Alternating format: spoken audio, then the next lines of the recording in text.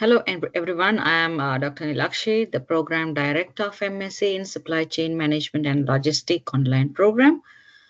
A very warm welcome to all of you joining from the different parts of the world, and thank you for joining us today for this online seminar on mastering supply chains in the age of disruption. Why an MSc in Supply Chain Management and Logistics matters now more than ever. We are excited to launch the first in a series of online workshops, seminars, and panel discussions. This session marks the beginning of broader initiative aimed at fostering knowledge sharing, collaboration, and professional growth. We are delighted to bring together a diverse group of students, professionals, and academics to explore and exchange ideas on this important subject. Whether you are here to deepen your knowledge, ask questions, or simply engage in meaningful dialogue, we are confident that you will find today's session valuable and thought-provoking. We are especially pleased to welcome our guest speaker, Dr. Shujaat Mubarik, whose expertise and insight will give us through the evolving landscape of supply chain management and logistics. Also, Ursula Puhala and Wari Bruce from the admin team are here with me to assist this workshop, and I would like to warmly welcome both of you to this workshop. Please feel free to actively participate through the Q&A session and make the most of this opportunity to learn and connect. So if we move into the agenda, I will first provide an introduction to the program, and then we will be moving on to the panel discussion. Basically, the aims of this session is three types of aim: to provide broad understanding of evolving landscape of supply chain management and logistics, then to foster a collaborative learning community within the supply chain management and logistics discipline, and to serve as a platform for sharing knowledge creation and exchange of best practices. So to provide an introduction to the program, and you can see this is entirely online program, and we have opened up the enrollment throughout of the year. And if you go just the normal pathway, it will be taking 2 years and 6 months time, and it is flexible. It is your time, your space. You can decide whenever you want to take courses. And for fees, we have flexible arrangements, which we can discuss later. And the target audience is this program is ideal for those who wishes to accelerate their career in supply chain management and logistics. If you see the lectures and assessments, this is entirely online basis, and it is really easy to follow. You can see the registration for this program is super easy. If you just type MSc Supply Chain Management and Logistics in the Google or the searching engine, you will be coming into the first window, which you can see here. And just click on Enroll Now, and it will be taking you through these 3 stages, which is just filling your own information and then selection of the course and then confirmation that you would like to register with this. And the next one, we will be talking about the fee structure. Generally, you know that there are some restrictions will be there for the accessing the higher education in UK. So this is one of the courses where we can engage in higher education sector or get qualified in higher education in UK renowned university. And if you done the payment at once, you will be getting 20% discount, as well as there are concession rates for developing economies. If you have further questions, we have Wari here to help us to give further information. And your investment won't be waste. Here you can see upon the completion of 3 courses, you can get a postgraduate certificate. And upon the completion of 6 core courses, you can get a diploma. and the completion of all the courses with the reflective portfolio, you will be entitled to get MSc in Supply Chain Management, the full qualification. So that is the fantastic thing. So since this is entirely an online program, we have set everything in place. So we have several mode of interactions to be connected virtually, and you don't feel that you are a distance learner, because there is a program hub where you can contact the program director directly, and you will be engaging with course pages for different courses. So you will have chance to directly communicate with the course lecturers, the course team, and so on. And also you have a direct contact with welcoming admin staff, specially allocated for the online programs. So they are there to help you for any other matters. And also you will be having the IT help desk, which the service is very much effective in our university. So if you have any platform related issue, you can directly contact them. So everything is in place for giving you the best experience in this program. If I just show you what is the course content of the MSc program, there are 6 compulsory courses where you can see as the core, and there are some optional courses. There are 4 actually. You can select either one according to your preference, according to your future career goals, and you have to complete a reflective portfolio. So I have to say that this reflective portfolio is something that you can share your own experience, and you can see your experience through the lens of theory that you have learned in the class. So it is not just something like that, a traditional dissertation or something relating to a traditional project. It is about your experience, but you're explaining this in terms of the theory and the stuff that you have learned in the class. So this is a wonderful course in that sense. If you talk about why an MSc matters now more than ever, you can see the supply chain and logistic planning has become challenging with the VUCA environment, right? So it is very much intensing nowadays, and also the advancement of technology uh, beyond our thinking. It is advancing, and also there are so many demographic changes are happening across the world, and also changes in international trades, which is really unpredictable in these days. So we see that having proper knowledge is really required, and we need to master in supply chain in the age of disruption.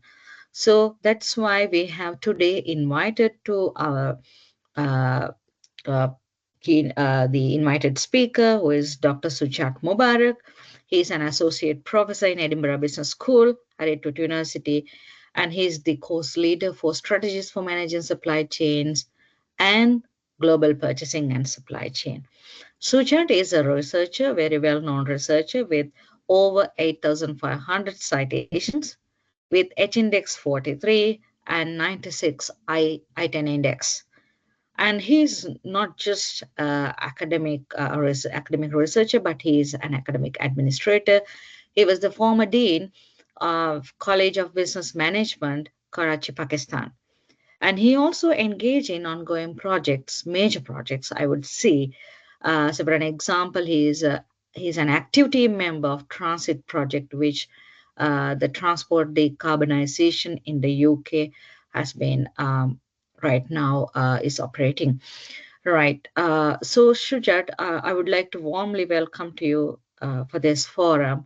And let me start with a question. Uh, why are supply chains more important than ever in today's global environment? Can you share a real world incident that illustrates that, please? Yeah, thank you so much. So I have a couple of slides as well in anticipation of your questions. But before that, I must extend my thanks to you and all of the team for inviting me. Sorry, excuse me. For inviting me and sharing my 2 cents on the supply chain and on the about what we are offering. So thank you so much. If you allow me, I can share my slides. So your first question and very relevant question, and in anticipation to that, I had a few of the things in my slides, and there are a few of very interesting. I started, in fact, with a very interesting, but obviously it looks now interesting, but at that time it was a very painful kind of experience for all of us. That was the story of the toilet paper shortage. We all know that during COVID-19, and we never thought in our life that even the toilet paper would be out of stock from and out of shelves from the retail markets. But this happened, and everybody was surprised at why did this happen. And later on, when there was a lot of case studies from various business schools and consultancy firms, so they got to know that the supply chain of the toilet papers were designed and optimized for very stable demands and very stable and predictable demands between commercial and residential buyers. So we could see that there was a heavy buying from the commercial in the normal circumstances, and there's a considerable buying, but obviously less than the commercial buying of the toilet papers in the very normal situation. But what happened during COVID, that there was a fear of the shortage, so it triggered the panic buying. Everybody started buying the toilet papers, and suddenly it got out of the stock. And there was a lot of hue and cry that what happened and why there was a shortage and all that. So that was one of the lesson for not only for the toilet paper supply chain, but for a lot of other product supply chain, that the most of the supply chains have been designed and optimized for the very normal situation. So they were not for the abnormal situation. So when the moment they felt the pressure on them, the moment supply chain could see a kind of a external pressures, so they were not able to sustain themselves to that pressure, and obviously there was shortages and there were a lot of other issues linked to that. Number one. All right. Number two, let me just also share with you a very, again, very interesting, but it's a kind of eye opener incidents, you can say. Uh, it was when in January or Feb 2020, a few of the executives from this part of the world were interviewed by leading magazines and TV channels. That the question was, that as to what do you think the impact of COVID would be on your supply chains. That so at that time the COVID was in fact gradually the pandemic was it was gradually spreading, and but they were understanding, maybe the people were thinking that it will not spread all over the world, and it might be contained in that part of the world, maybe into South Asia and China, or maybe a couple of other countries, right? So the question asked to them was that how do you think that COVID is going to affect your supply chains? And their answer was that this is not going to affect us. The reason is that we have most of our suppliers are located in the region which is out of the COVID spread, and most of our suppliers are in Europe, or maybe in few of the Asian countries which are not uh, presently under the ambit of the COVID. And very interestingly, after almost 6 months, the same executives were interviewed, and they were saying that we are in hot water. We are not able to keep our supply chains afloat. The reason is that our suppliers are not able to provide us the supplies and raw materials which is required for us to keep our productions well fed. And then the same question was repeated, that only 6 months ago you were just saying that um, you don't have any kind of fear and risk of supply chain disruption, and now after 6 months you are saying that you are not able to keep your supply chains in operations. So their answer was very interesting, but it was a kind of a horrible answer, what I say, that their answer was that we were not able to look into our upstream supply chain. We just thought about our first tier suppliers, the suppliers which are just providing us the raw materials, or maybe maximum we could see that who are our second tier suppliers, our suppliers, but we didn't know that who are our third tier suppliers, our fourth tier suppliers, means the suppliers which are providing supplies to our maybe second tier suppliers. And those suppliers were located in the regions which were under the pandemic.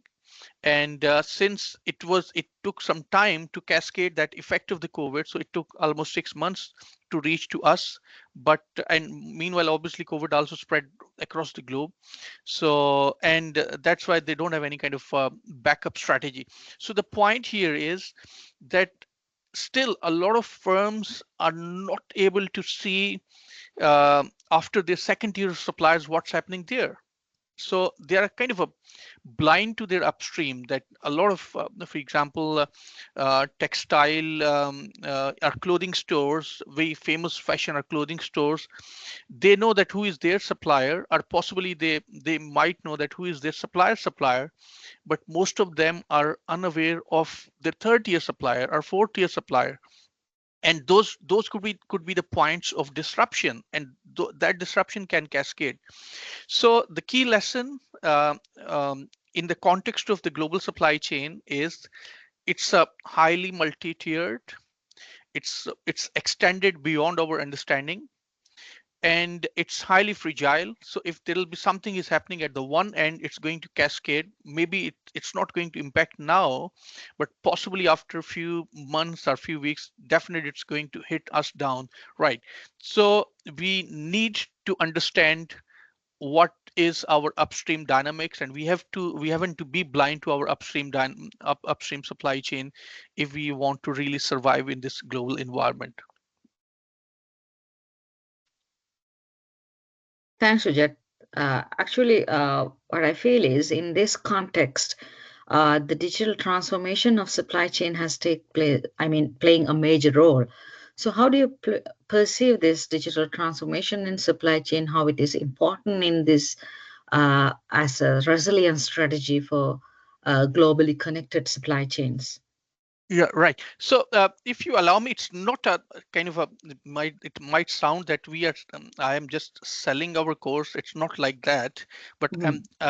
I am just sharing with you that before coming to your responding to your question about the digital transformation, my point is that it is now important for all of us to know the strategies and ways which can help us to find what's happening there in our upstream supply chain. So for example, the course which I am managing, like strategies in managing supply chain, are that kind of courses. They can really help uh, to understand us, or they can really help equip us that kind of strategies, like supply chain mapping, or maybe a relationship management strategies, which can really help uh, us, or which can really help the professionals to navigate what's happening there in their upstream, and it can help them to build their supply chain strategies, which can be more resilient. So now your question about the digital transformation.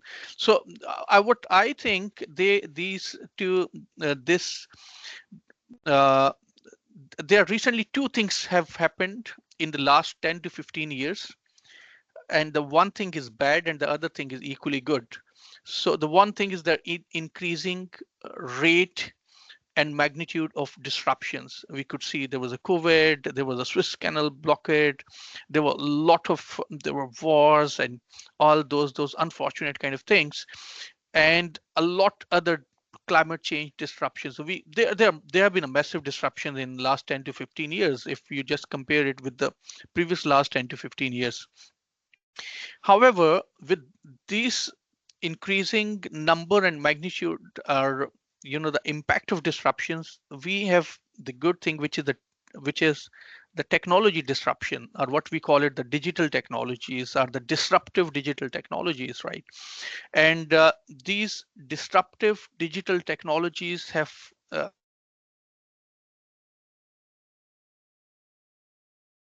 to build ourselves, or to build our resilience to face those kind of disruptions, right?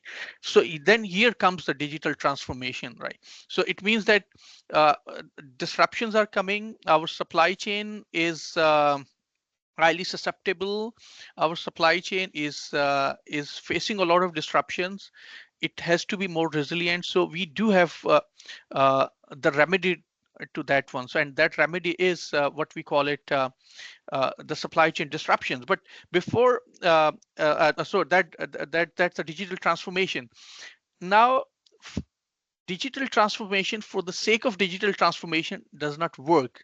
So we have to understand that why do we require digital transformation, and then I'll actually come toward uh, this digital technologies and all that. So I previously mentioned about the Suez Canal blockade, and we know that there was ever given ship was it blocked the Suez Canal, and due to which almost it was, I'm not sure exactly what numbers, but if I could recall from my top of my head, it's around 10% of the global trade was affected from that.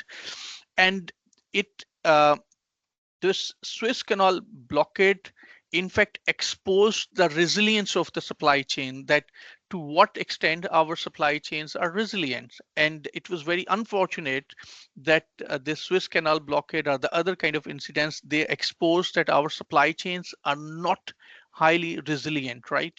So before I move on toward technology, that how technology can play a role into supply chain resilience, let me just share it. It could be, it sound to be a bit academic, but let me just share with you that what do we mean by the resilient supply chain. So there are a lot of its understandings and concepts of the resilience, but there's widely famous or acknowledged and agreed concept of the supply chain resilience is the ability of a supply chain um, to anticipate and be ready for facing any kind of disruption, which is called the readiness of supply chain, and we call it the first R of the resilience. And the second is the ability of the supply chain to respond to certain disruptions. So for example, if there is certain disruption, if something has happened there, so how we are going to encounter that disruption, how or what kind of strategies we are putting in order to maintain our supply chains, right? So that is a response of the supply chain. So response is how we're fighting to the disruptions, right? Readiness is before the fight, how we are preparing our muscles, how we are preparing for the fight, right? And response, then the third one is a recovery. It says once you have encountered the disruptions, once you have fought uh, with the disruption, you have combated with the disruption. So after that, obviously, that would have left a very a kind of a negative impact on the state of supply chains, how it's going to recover back to its original position, right? So supply chain resilience is its readiness, its response, and its recovery of the supply chain. So these are the three states.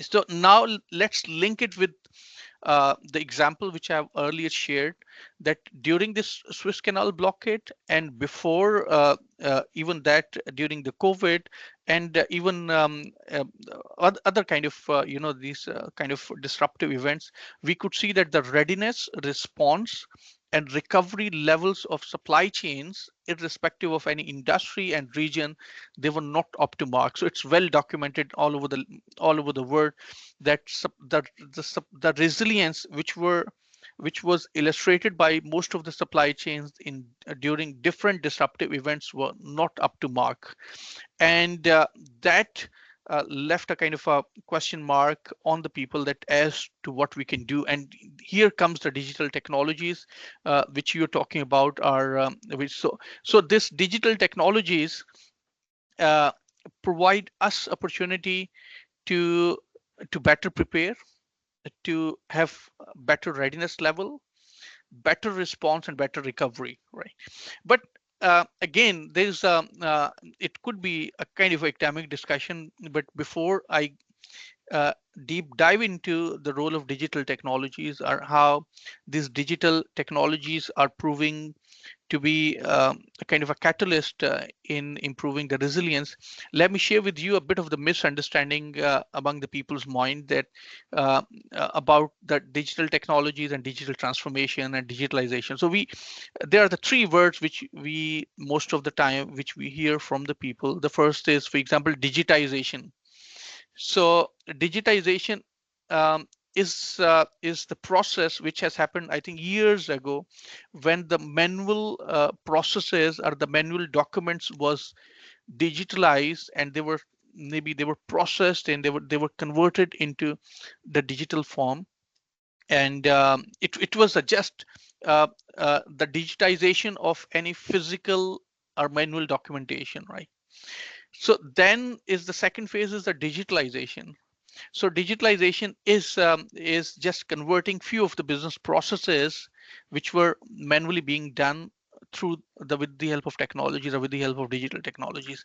Then the third one is the digital transformation, which is the end-to-end digital transformation. Means we are converting most or all of our business processes on the digital technologies, or we are using these digital technologies for performing our most of business processes, right?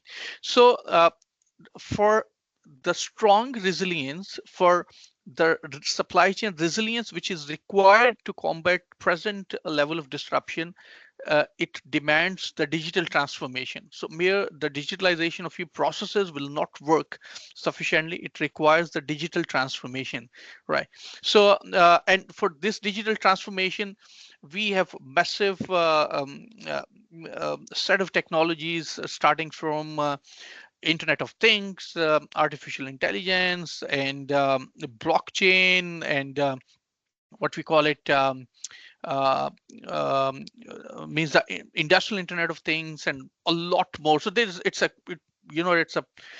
very exhausting list of technologies which we can use for the transformation. So my intention is not to share with you what kind of technologies are there, but what point I want to make here is that how digital transformation can help us build resilience of our supply chain, and what could be done in order to avoid a kind of lock-in situation during the technology adoption.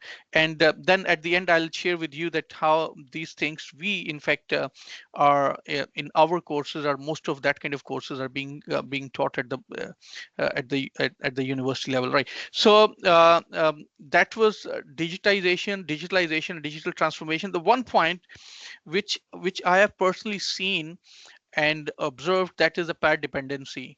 So very interestingly, most of us, we do have most of industries, they do adopt digital technologies, but what they do, they just they become the trap, or they are trapped into this pair dependency situation.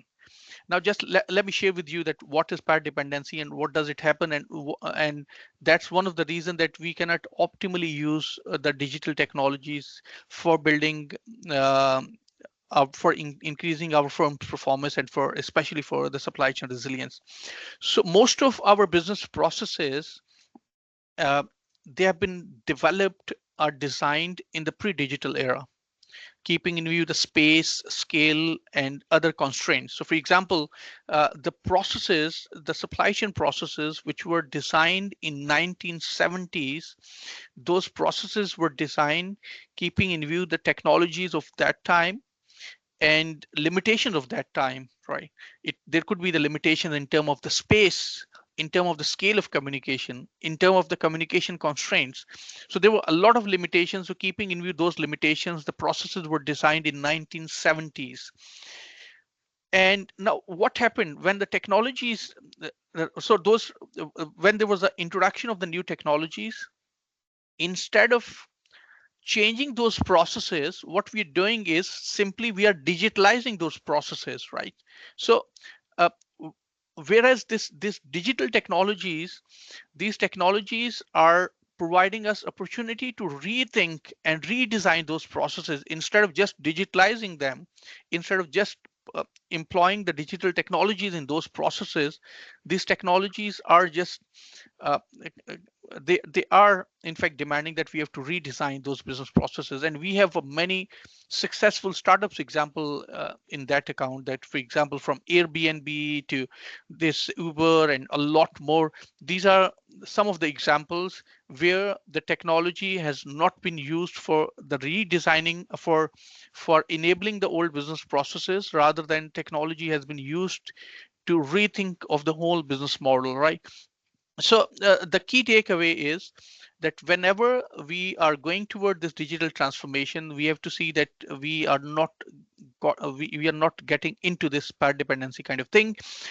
We have a few of the very famous examples. I've just put over here as one of the example of Zara, who just employed simple but very effective digital technologies, including RFID and a few of the other AI algorithms, which really help them out to optimize their design to rec cycle. So because it's a fashion industry which requires had a very shorter product life cycles, they require the products to be quickly on after designing, they have to be on the shelf very quickly. So they employed these technologies, and that's one of the reasons that they have been very successful in that account. And the lesson from Zara we can also learn about is that this, with the technology, what matters are the processes, and equally with what matters are the people, right? So if we have adopted the technology, we have the very good processes, but the people skills and their human capital is not up to par. So obviously that technology is not going to work, right? But anyway, so that's about the digital transformation. And let me just share with you, not again sounding like a salesman, but to just to share with you that in our course in the strategies in managing supply chain, and even as a this master's program online, we do have a very you can say comprehensive account and comprehensive sections on discussions on the technologies adoption, the strategies and technologies in the supply chain, and how we can cope up with that. So that could be really useful for those who really want to learn about the digital technologies adoption in the supply chain. Thank you so much, Sujat. Actually, that is the beauty of our course design. We have designed the courses for the futuristic requirements. That is why we have concern the digitalization and the digital transformation in that extent in our courses. Right. Okay. So taking some points from your current discussion, I would like to pay your attention onto the sustainability aspects. Right. So let's say, for an example, if we take the fast fashion industry, sustainability is one of the main concerns that we are talking nowadays.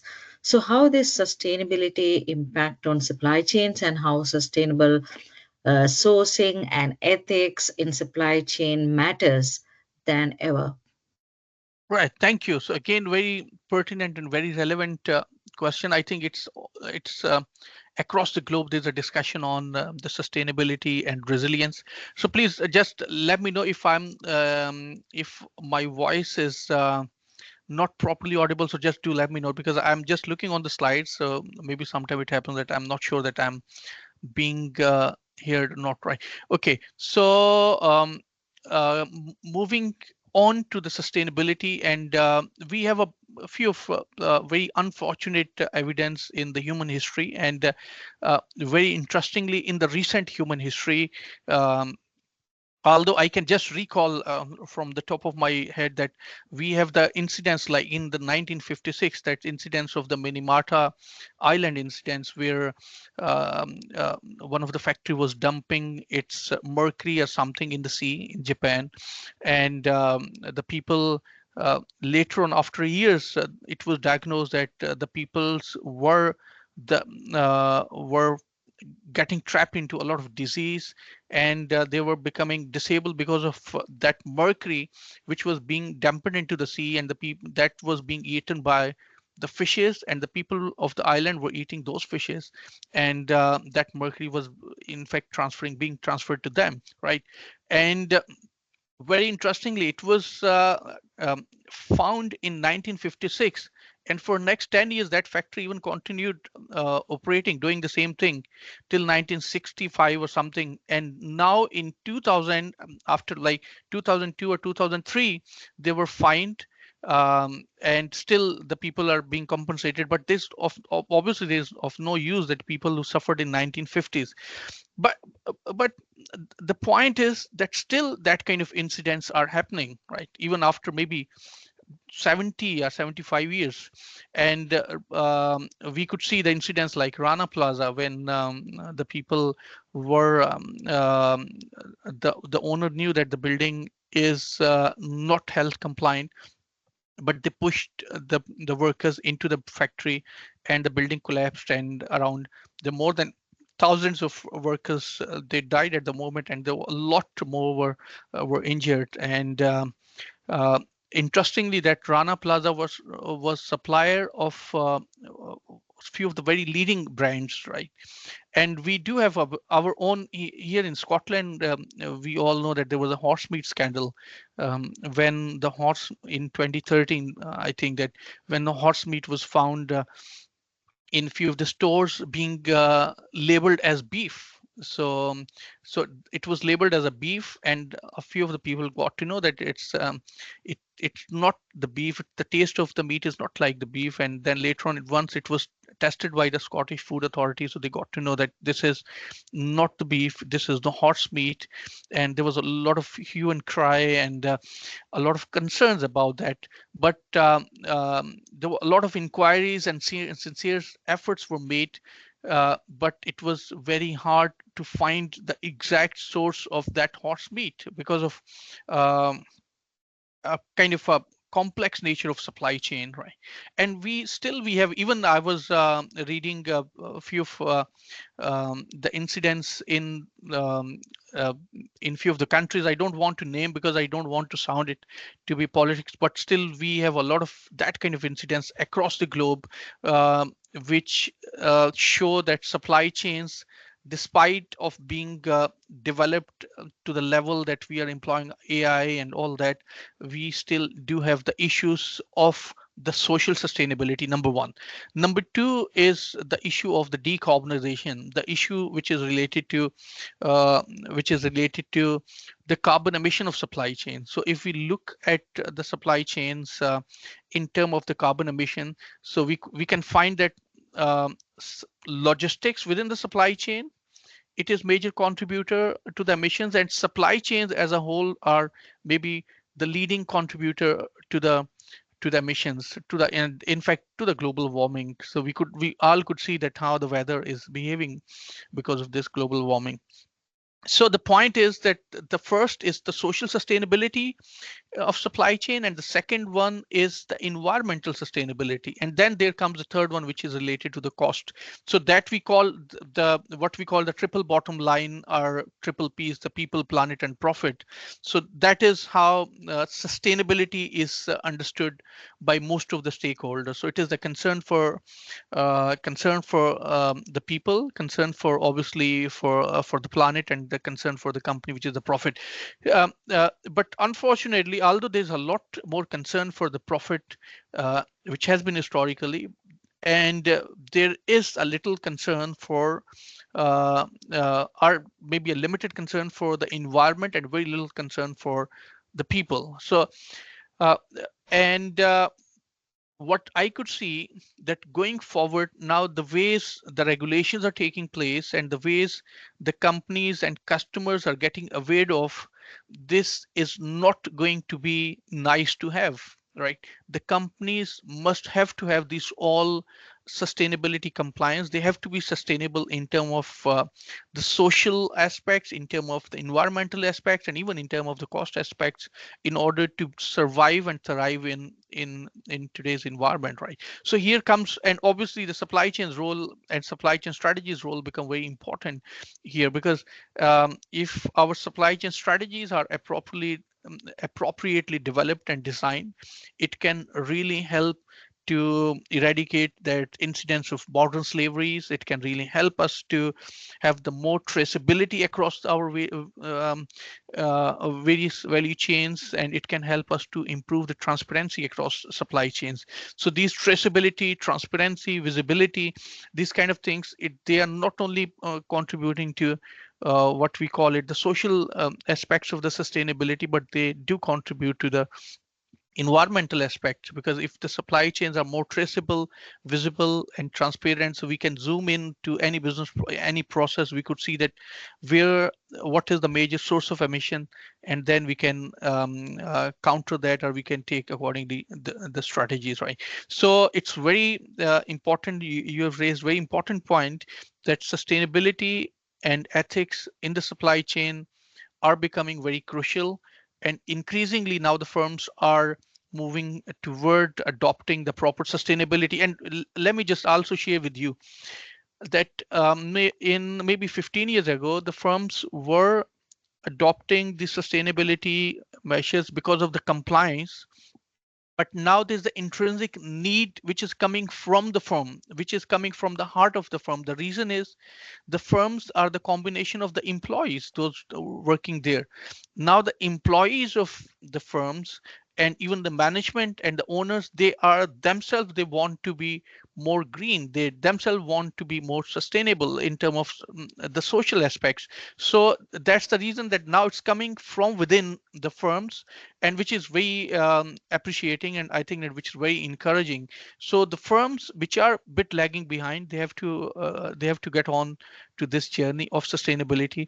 And that's the reason that most of the supply chain strategies and most of the management related degrees and whatever, we could see that there's a not only heavy debate on sustainability, but there is also very comprehensive discourse on as to how we can adopt the sustainability in our supply chains. So do we. So the same, if you ask me, so obviously I also teach strategies for supply chain on campus, so we do have a very comprehensive discussion and discourse on the sustainability and how it can be adopted, what could be the strategies which can help us to adopt this sustainability, not from the green aspect, but also from the social aspect. So it's not a greenwashing, rather than it's a really a responsible kind of sustainability.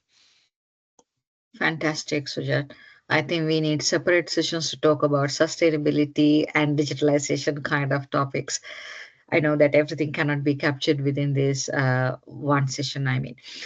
So if I move into the next question, by considering all these digital transformation, sustainability requirements, I feel that innovation take place in supply chain management and logistics, and how it helps as a resilience strategy in supply chain management.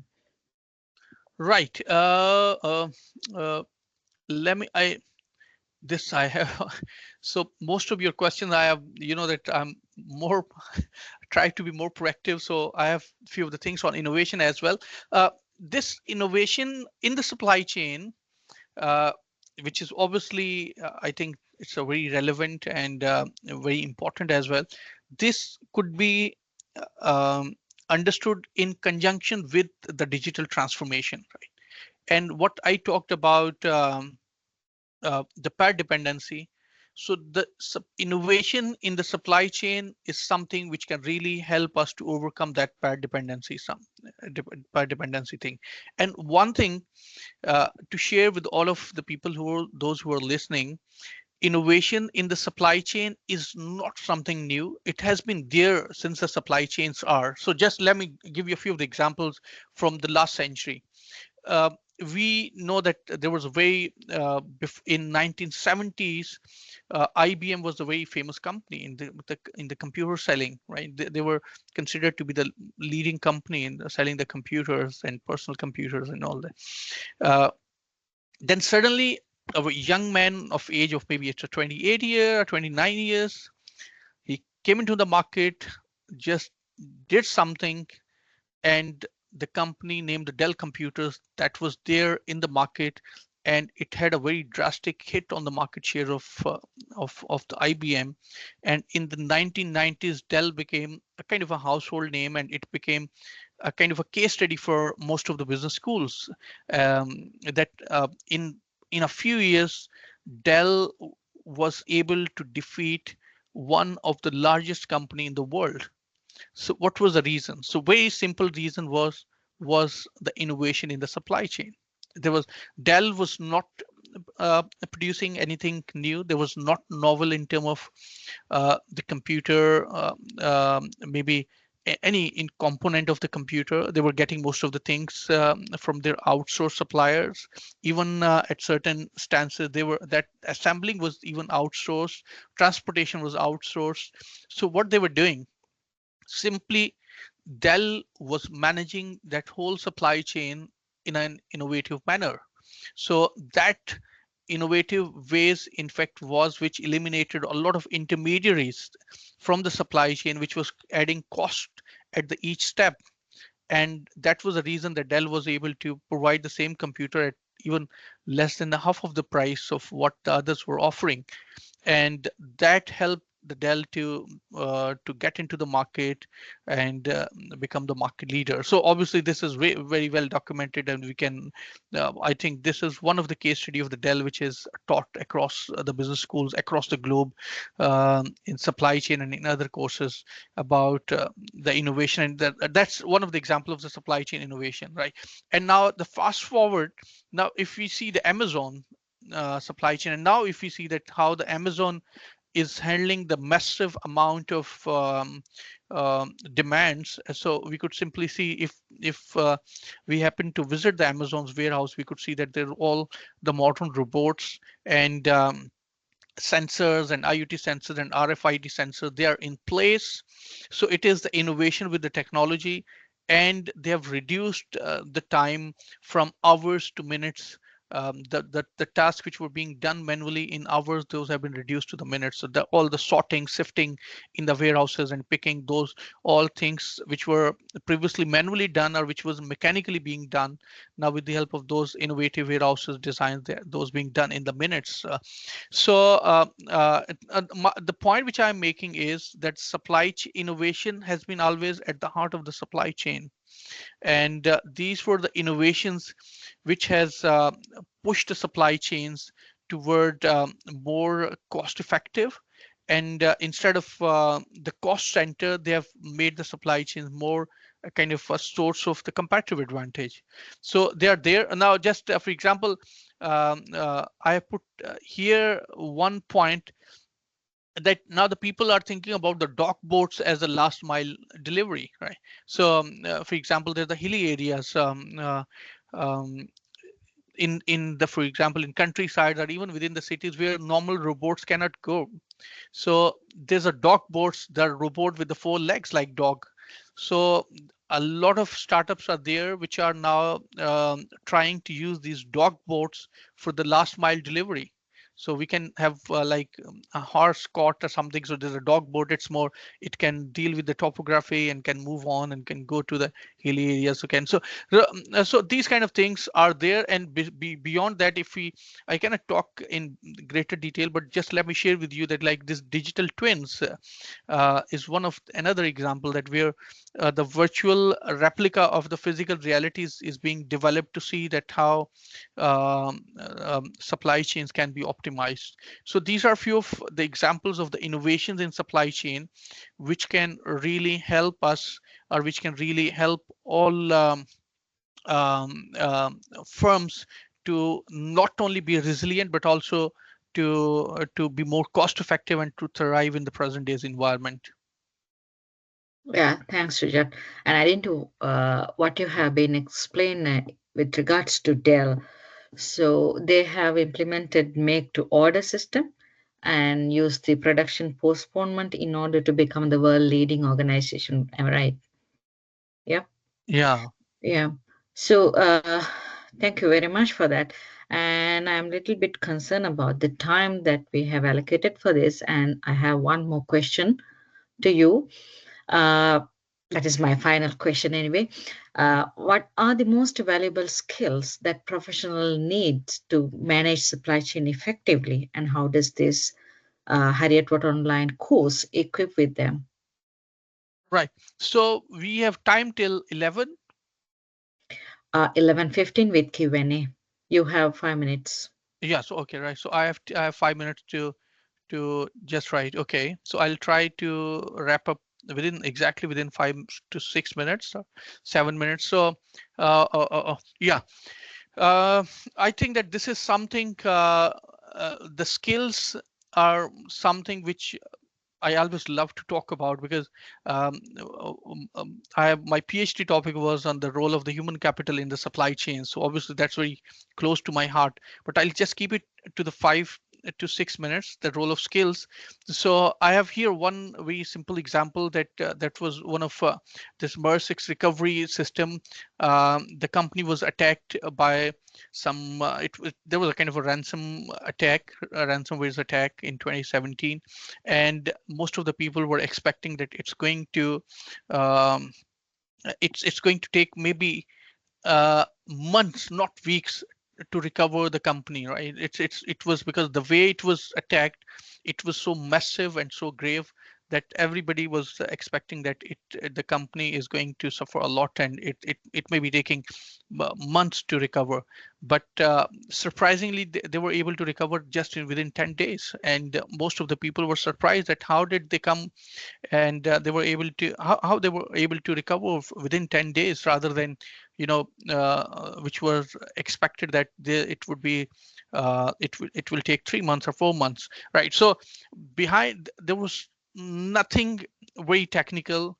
Those were the people skill, and interestingly those were not mostly the technical skills. Obviously they did possess the technical skills, but it was more about the leadership, the way the leaders managed them. It was how they collaborated under pressure, and it was the way they responded to that particular situation, right? So the point here which I want to make is that these are the people's technical and non-technical human capital, are maybe the what we call, just crudely I'm saying that the skills which are technical skills, but also kind of a non-technical skills which are adaptability and resilience and all that. So these matter a lot.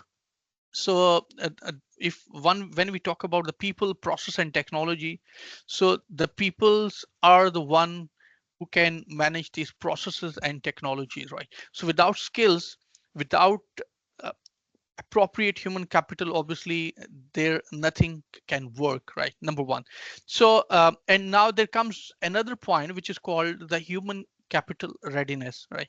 So whenever we are taking we for example we are adopting some technology, we are adopting some developmental measures, or what we are doing something, we have to see that till what extent or to what extent our human capital uh, or our employees are ready to to to adopt that particular concept or development, and they'll be able to capitalize on that particular concept or development, whatever is. So here comes the skills of the people in the supply chain context. For example, when I'm talking about the digital transformation, when I'm talking about the sustainability, and when I'm talking about the innovations, so I think few of the skills are very important, right? The number one skill, obviously, there are few of the non-technical skills. They are important. They're flexibility, adaptability, resilience, and all that. But I'm just talking about few of the technical skills which are equally important as well. Like for example, um, what could be the appropriate strategies to, if there is a kind of a disruption, so what could be the alternative strategies to overcome that disruption? So if we have the understanding and knowledge of that strategy, if we know that how we can implement that strategy, plus if we have a good collaboration, good resilience and teamwork, so this would be a lethal combination to combat that kind of thing, right? So likewise, uh, although we know about the strategies, but we are not well aware about the technologies.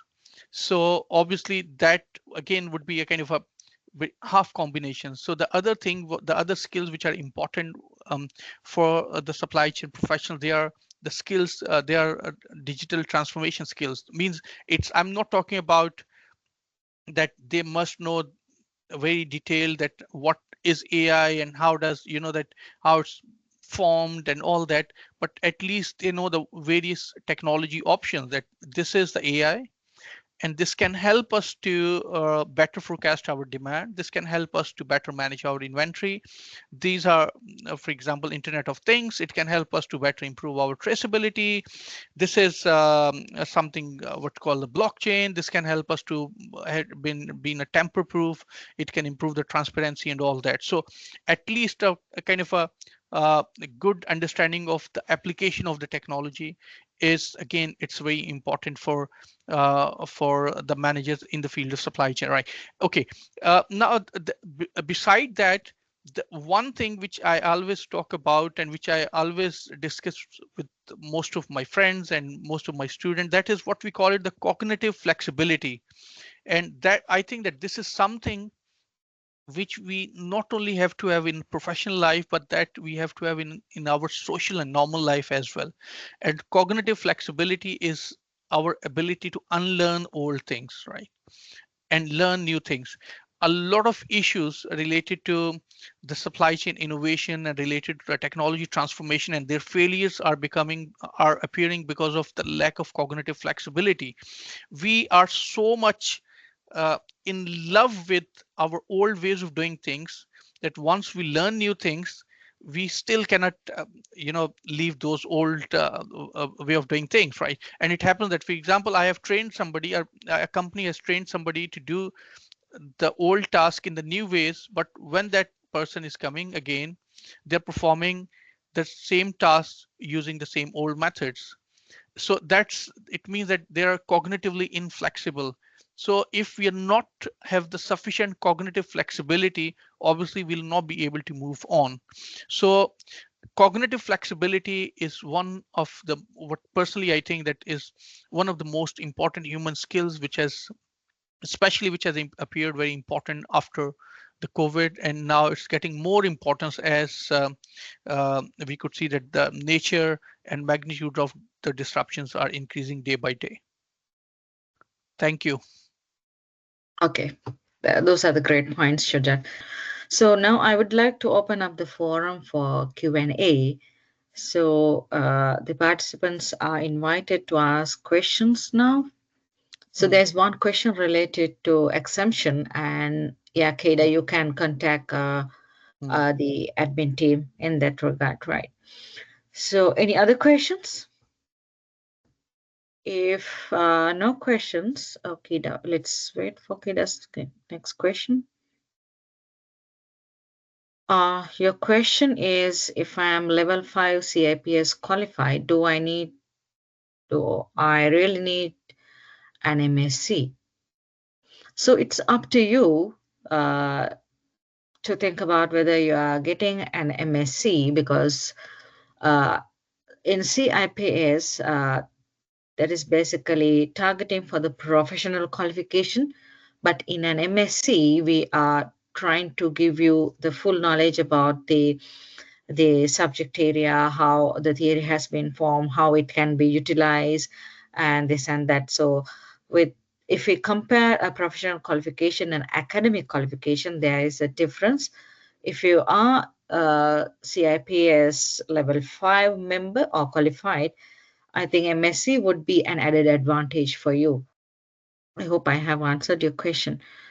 Right. Also, if you have any other questions, please contact us. Let's see how well we can help you. Right. If you don't have any questions, I would like to wind up the session now. Thank you for joining us for the online workshop on the Mastering Supply Chains in the Age of Disruption. Why an MSc in Supply Chain Management matters now more than ever. I really appreciate your time and active participation. So we hope you found the session is insightful and thought-provoking, especially as we explored the challenges and opportunities in the emerging supply chain landscape. And we also appreciated the opportunity to introduce how our online program is matching with the professionals like you, and how it is fitting with your requirements in future. And we look forward to staying connected and supporting your professional journey in supply chain management. If you have any other questions, please do not hesitate to contact me or the admin staff. And we're looking forward to see you all in the next knowledge sharing session, which we will be announcing soon. And stay connected and have a great rest of the day. Thank you very much. Thank you. Thank you, Sujat. Thank you very much. Thank you, Ursula and Wari. And thank you very much, all the participants. Have a great day. Bye.